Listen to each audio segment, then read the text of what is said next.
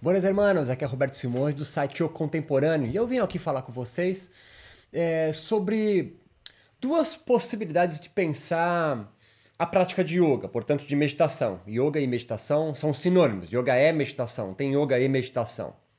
Já fiz um vídeo sobre isso.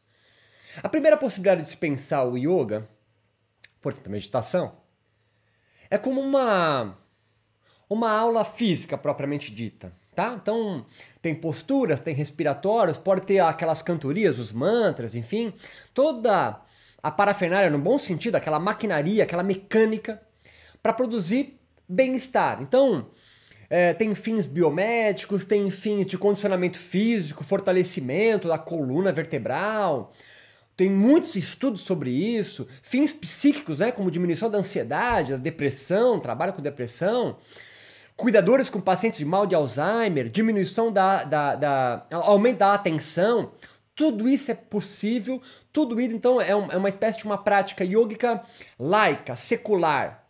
Perfeito, é possível isso acontecer e isso é maravilhoso, são pequenas doses de alegria, pequenas doses de bem-estar e as aulas propriamente ditas de yoga, meditação, podem servir a esse propósito. Agora, uma segunda possibilidade de pensar o yoga é o que muitos dizem, a parte espiritual do yoga, a filosofia. Eu prefiro pensar assim, é o yoga além do corpo, né? Orgânico, de órgãos, né? Além do corpo físico, além... dentre aspas, do corpo físico, né? Porque o corpo está ali no meio. Mas além dessa perspectiva mais secular e laica, com fins imediatos para a saúde. Então, além do ganho de saúde física e psíquica. É pensar o yoga, portanto a meditação, como um processo ritual. Ei, porra é essa? É um cara aí chamado Victor Tanner e tem outros caras aí. O que significa pensar o yoga, então, como um processo ritual? É pensar o yoga de constituído, a prática propriamente dita, de três modos, na sequência. Primeiro, é quando você entende o início da prática de yoga, abrindo espaço do mundo ordinário, cotidiano, do dia a dia, aquele que você ocupa um papel, sou professor, sou aluno, sou dono de uma empresa, me posiciono politicamente. Você abre a aula, além da fisicalidade, abre um espaço, então, desse mundo ordinário para adentrar um novo estado perceptivo da realidade, do mundo. Vem curtir no rolê. Esse é um. Quando você, então, na prática, abre um espaço no qual você consegue diferenciar uma coisa que é lá dentro da aula, quando eu vou experimentar, que é a segunda fase, e antes, quando eu entro lá. Então, antes eu tenho um status social, tenho uma posição. Máscaras. A segunda parte de uma aula além da fisicalidade é quando a aula consegue levar você para um espaço que não é, portanto, o ordinário, o comum do dia a dia. Hermógenes vai chamar isso de normalidade, né? Deus me livre de ser normal. E entre um espaço, então, que a gente pode chamar de sagrado, espiritual. Entre esses dois espaços, o ordinário e o sagrado, divino, espiritual, há um espaço liminar, há um espaço entre, que é possível ser construído com uma prática de yoga. Espaço liminar ou de liminaridade. Mas que porra de espaço é esse? É um espaço no qual o yoga vai dizer que você consegue atingir uma percepção da realidade, uma percepção do mundo fenomênico, do mundo dia a dia, no qual antes você estava com status social, político, no qual você então vira setinhas sensoriais para dentro de você mesmo. É como se um espelho gigante pousasse na sua frente ou em cima, sei lá, e refletisse você. E você às vezes não é tão legal quanto você imagina que seja.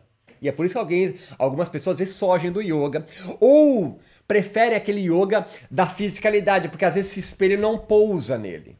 Vem curtir no rolê. Esse segundo espaço do yoga, então esse espaço liminar, como diz Victor Tanner, desencana, vai cair na prova, coloca a referência embaixo para os nerds do livro. É um espaço, então, onde a gente vai adquirir um conhecimento sobre nós mesmos que não adquiriríamos na vida ordinária, do dia a dia, onde está cheio de coisa para pensar, multitasking, pensando em 1 bilhão de coisas. No yoga, além da fisicalidade, o yoga, como eu estou chamando de um processo ritual, vai levar você nessa segunda fase da aula propriamente dita ao que o yoga chama de samadhi. Samadhi não é de um outro mundo. Samadhi é uma outra percepção, uma outra sacada, um outro olhar, que a prática, num processo longo e gradual de práticas, de experiência, que o espaço liminar te proporciona sobre si mesmo, espero que esteja me fazendo entender, porque é um tema abstrato, mas é real. Eu vou perceber então, desprovido de status social, desprovido das minhas máscaras sociais, desprovido então desse turbilhão da minha mente, a conquista devagar da tal liberdade. Mas não é uma liberdade do quê? Essa é uma pergunta estúpida. Oh, liberdade do quê? É muita coisa para ser liberado. A pergunta inteligente que nesse estado pode lhe proporcionar é liberdade para quê? O yoga me proporciona uma liberdade, o tal do Kaivalya, blá blá. Mas a pergunta não é do quê? A pergunta do quê, meu amigo? É muita coisa para ser liberto. A pergunta é liberdade para quê? Essa é a pergunta inteligente que você deve fazer durante a prática do yoga, no yoga, o praticante de yoga, professor de yoga, estudante de yoga. A resposta é da minha ignorância. Da minha alienação sobre quem eu sou, sobre o papel que eu ocupo lá fora, antes da fase 1, daquela fase ordinária, do dia a dia, no qual eu tô. Sabe quando o cara pergunta, como é que tá a tua vida? Tu fala, na correria? Então, esse é um momento distraído da sua vida. O yoga vai trazer você para um momento de atenção, ao contrário de distração. Ah, beleza, mas e daí? Porra, e daí? E daí que o yoga vai dizer pra você que você é menos distraído, mais atento nessa prática de yoga regular que você faz segunda, quarta e sexta. Vivenciando essa experiência que você não tem no mundo ordinário, no qual você está despido do seu estado social, dessas amarras suas, mas a minha aula não produz isso. É isso, por isso tem um monte de yoga, né? Então vai fazer tua correria. Qual que é o yoga que te proporciona isso que eu tô te falando, Katsu? Oh, mas eu não quero entrar em contato comigo mesmo, eu já faço psicanálise. Então beleza, fica no yoga laico, porra. Não me enche o saco, Katsu. O yoga entende que você é ignorante, essa ignorância que essa fase 2 do yoga pode lhe proporcionar, num longo processo, com uma lima muito fina e nunca martelada, não dá pra pular etapa. Você vai então se desenredar-se de comportamentos de apego, de aversão, de medo e de orgulho, a falsa identidade sobre mim. Eu não entendi, professor, o que é comportamento de apego? É quando você entende que o objeto que lhe trouxe alegria é ele o responsável. Não, responsável é você. E então você vive apegado àquele objeto. Essa é uma vida ignorante para o yoga. Ou você se afasta de objetos, pessoas, ideias, pensamentos, lugares, geografias, porque ele trouxe infelicidade. Estou dando um exemplo simples. E aí você associa aquele objeto, aquele lugar, a geografia, aquela pessoa, aquela fala, aquela bandeira, como a responsável por causa... Não é. Você que é. Mas por que não? Porque você é ignorante. É o primeiro rolê. Também vai fazer com que você viva com menos medo. Ser menos cagão, porque, cara, você viver com medo, você vive uma vida sedentária, ou seja, sedentária no sentido de, entre aspas, né, de ter medo de se locomover, de ter novas ideias, de pensar, ler livros diferentes, práticas diferentes, pessoas diferentes, novos modos de viver, novos modos de existir, novos modos de transar, novos modos de yogar.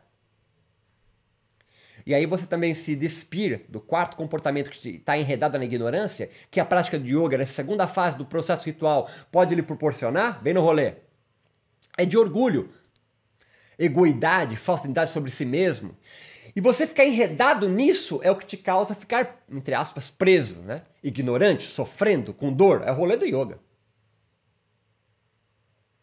E aí tem a terceira fase e última, é quando você então consegue retornar, não consegue, mas você retorna desse processo liminar, da segunda fase, da aula propriamente dita, no qual você vivencia um momento de liberdade, se for bem conduzida, se você quiser, para deixar de ser cagão.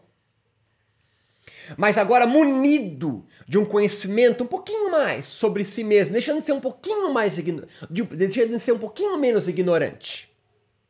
E a cada prática, cada vivência do Samadhi, cada vivência do espaço liminar, você se torna um pouco menos ignorante. Vai se tornando uma pessoa melhor, talvez. Não pessoa do bem, mas pessoa melhor.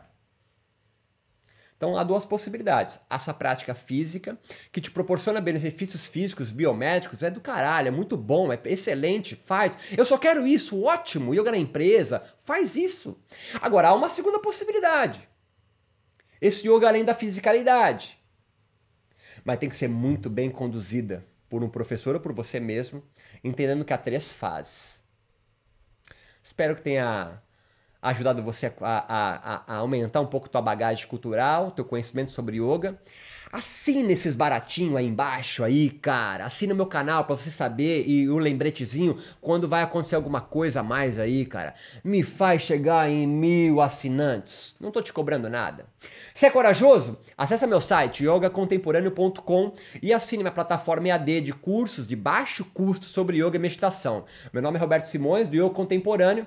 Aguardo você no próximo vídeo. Forte abraço!